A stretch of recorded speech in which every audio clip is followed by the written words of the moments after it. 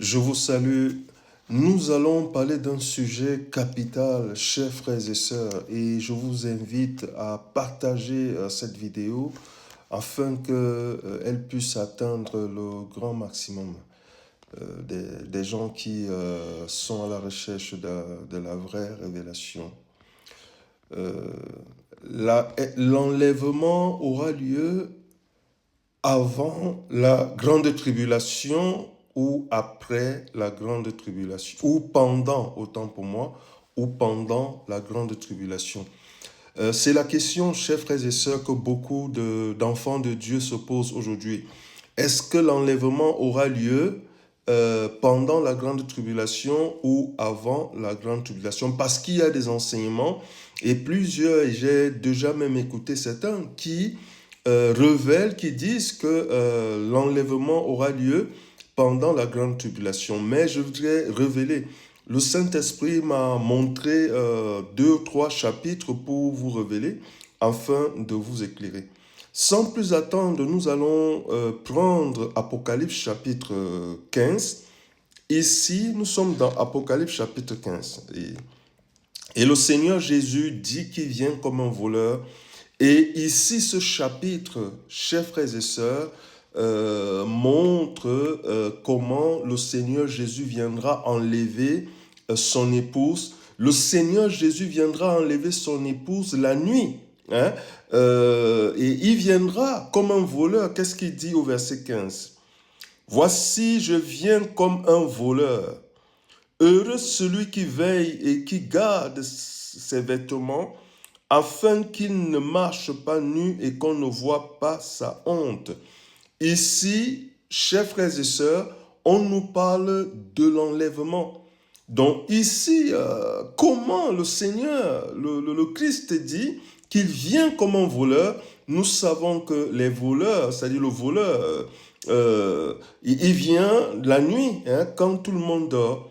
Et le Seigneur Jésus viendra enlever son Église quand le monde sera, ça serait, je veux dire, une atmosphère de repos et de sommeil.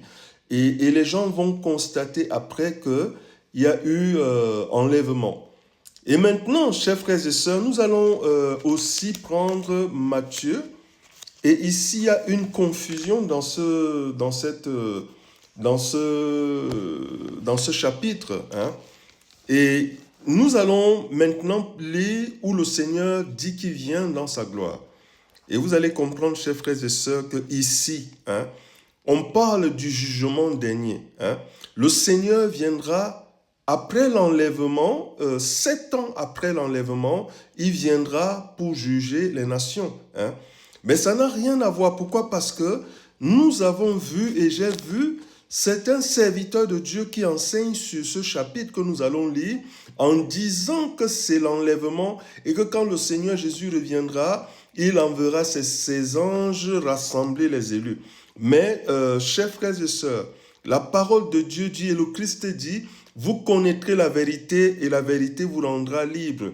Ce n'est pas l'enlèvement, ce que nous allons lire, ce n'est pas l'enlèvement. Mais cela va se passer, cela se passera 7 années après l'enlèvement. Le Seigneur reviendra dans ce monde. C'est Matthieu chapitre 24 et nous lisons à compter du verset 29 qui dit « Aussitôt après ces jours de détresse, le soleil s'obscurcira, la lune ne donnera plus sa lumière et les étoiles tomberont du ciel et les puissances des cieux seront ébranlées. Alors le signe du Fils de l'homme paraîtra dans le ciel et toutes les tribus de la terre se lamenteront. Elles verront le Fils de l'homme venant sur une nuée du ciel avec puissance et une grande gloire. Il enverra des anges avec des trompettes retentissantes. Ils rassembleront des élus des 4 vents depuis une extrémité du ciel à l'autre. » Ici, chers frères et sœurs, c'est important de comprendre le sens de la parole de Dieu.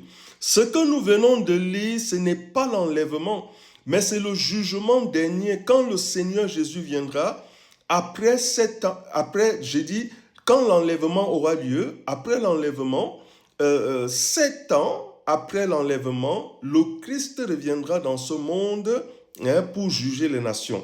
Mais là où beaucoup de gens ne comprennent pas, c'est parce qu'ils entendent, il enverra des anges avec des trompettes retentissantes pour rassembler. Alors les gens se disent que c'est les élus, c'est-à-dire nous qui attendons l'enlèvement. Donc il s'agit de nous. Vous allez comprendre, chers frères et sœurs, ce ne sont pas les élus. Les élus seront déjà au ciel avec le Christ. Ici, chers frères et sœurs, pour celles et ceux qui ne savent pas, après l'enlèvement, 2 personnes, 2 anciens prophètes seront envoyés. Certains parlent de Moïse et d'Élie, mais nous ne savons, c'est le Saint-Esprit, mais 2 anciens prophètes que Israël a connus vont revenir. Donc, durant les 7 années, je vais dire de tribulation, ce n'est pas 7 années, c'est durant les 4, je vais dire les 3 dernières années de tribulation, ils vont séduire, c'est-à-dire les 3 dernières et demie années, ils vont pas séduire, autant pour moi, c'est pas ça, ils vont enseigner à Israël. Les 2 prophètes vont parler à Israël, ils diront à Israël qu'Israël n'a pas reconnu le Messie, et ils vont passer des mois et des mois à dire à Israël qu'Israël n'a pas connu le Seigneur Jésus quand il était venu.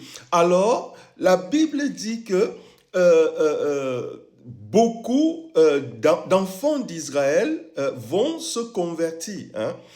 Durant cette période-là, où les 2 anciens prophètes vont évangéliser, mais les anciens prophètes vont évangéliser, en cette période-là, ils évangéliseront avec le nom de Jésus-Christ. Ils diront à Israël que c'était lui, le vrai Messie, que Israël n'a pas connu. Alors, beaucoup d'enfants d'Israël donneront leur vie à Jésus-Christ.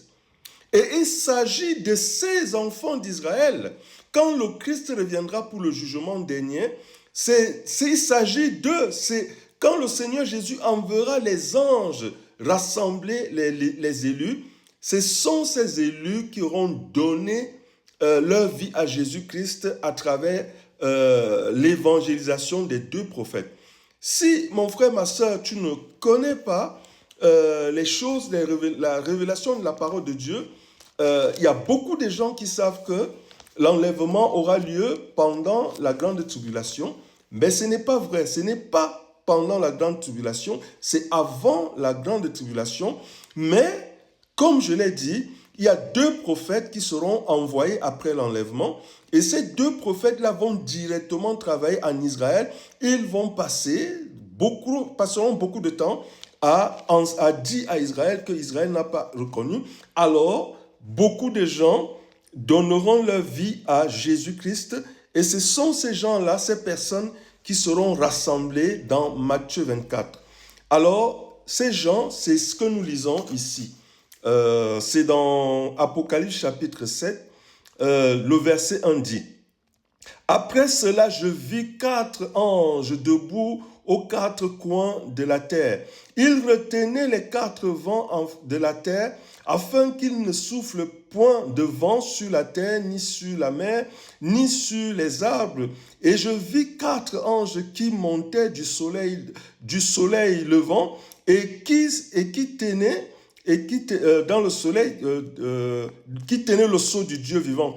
Il s'écria d'une voix forte aux 4 anges qui avaient été donné le pouvoir de faire du mal à la terre et à la mer: ne faites point de mal à la terre, ni à la mer, ni aux arbres, jusqu'à ce que nous ayons marqué du sceau les enfants, les serviteurs de notre Dieu. » Ici, chers frères et sœurs, ceux qui avaient donné leur vie à Jésus pendant la grande tribulation, ils n'étaient pas distingués. Ça veut dire que les fléaux de Dieu descendaient.